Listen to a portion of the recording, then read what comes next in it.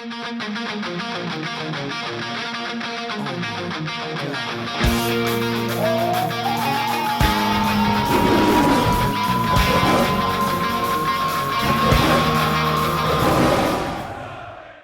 first of all, talk to us about last week.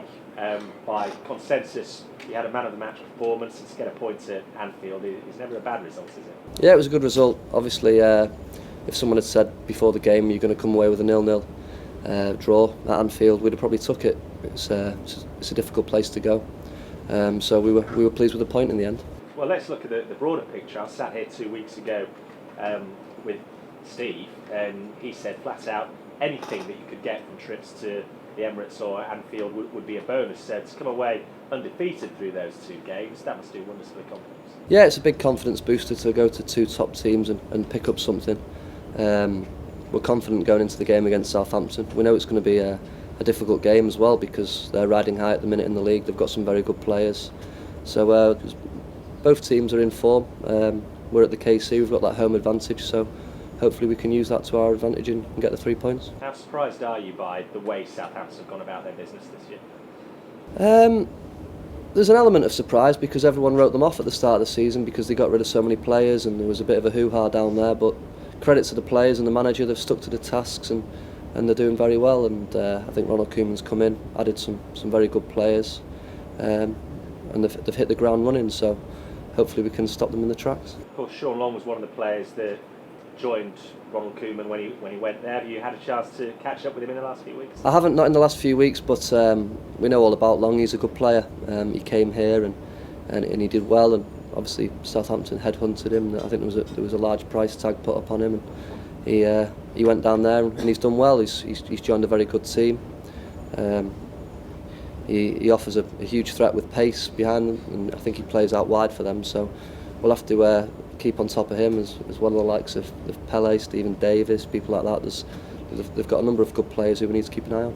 As a defender, how do you go about approaching a team like Southampton? As you say, they've got players with pace, so you can't necessarily play too high a line on the pitch. Exactly, yeah. There's different strengths of different teams every week, like who you come up against. Obviously, we've played against some good players over the last few weeks, and in the Premier League, you come up against good strikers, good attackers every single week, and you've got to be on top of your game. Your concentration levels have got to be right, and tomorrow against a team full of confidence, as you say, we'll have to make sure we're definitely on top.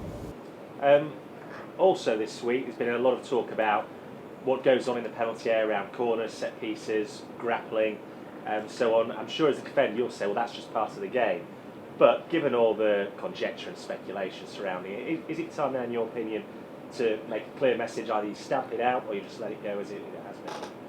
Well, I think if you try and stamp it out, there's going to be penalties given left, right and centre. I think it all started when Ryan Shawcross had that incident at Stoke. I think he was a little bit unlucky, to be honest, because we've seen in recent weeks with the Chelsea-Man United game last week that it's always going to happen in games, especially in the penalty box when you're fighting for a corner. As long as you don't overstep the mark and you have someone in a headlock or something like that, like was shown last week, then obviously a penalty deserves to be given. But when you're tight with your man, it's a little bit difficult for the referee. I feel for them in them situations because it's a fine divide of what is a foul and what isn't. Is it difficult for the official, because ultimately it comes down to a judgment call, doesn't it? It does, yeah, it does. And if they feel it, obviously it's a penalty and you've overstepped the mark in terms of not letting someone get away with you and grabbing them or whatever, it's difficult for them. But on the side of the defender's point of view, you're always told and taught that get tight with your man and whatever happens, you don't let him score. So it's a difficult one. What's your dad's view on it? My dad's view is if your man scores, you're going to get a roasting. So you're going to do anything. If it's headlock, clothesline, whatever you want to put, you just don't let him score. Alex, when you beat Crystal Palace, you then had 3 matches against Arsenal, Liverpool and Southampton, which probably Southampton looked like could have been the easiest given that it was at home. But I wonder, given what's happened to them since, whether that's the hardest of the 3. Yeah, you would say that. Their form's very good at the minute. I think they're second in the league at the moment as it stands, so that shows how well they're doing. They're full of confidence, and we know it's going to be a difficult game, but as I've just said there, every game in the Premier League is difficult. You've got to approach it in the right way, and and if we play well, we use the home advantage to our success. Then to our advantage. Sorry. Then hopefully we can do well. Mauricio Pochettino at Southampton caused you all sorts of problems last year, home and away, and I wonder how you address the present Southampton. Do you think they're going to be much the same? They were a bit of a bogey team to us last year. Actually, they played very well here and down at St Mary's. So we've got to approach it in the right way. We owe them one as it stands. So hopefully we can put in a good performance and put things right and get the 3 points tomorrow. With regard to your personal situation, you were reported as being interested by, or the team's been interested in you. What made you stay at Hull City when you knew that you'd have to look at the defenders to sign here? Well, I know there's always going to be competition for places. I know there's always going to be people coming in, defenders, midfielders, attackers, to strengthen the squad. I think a healthy competition for places is always a good thing. And just because we bring in other defenders doesn't mean I want to spit my dummy out and leave. You know, I want to fight for my place. And I know I've had to wait for my chance. But I got injured first game of the season, and the lads came in and done well. But I got my chance last week and done okay. So that's the way it is. It's healthy for the club, and I'm certainly not going to be one to leave just because we brought in a couple of new faces.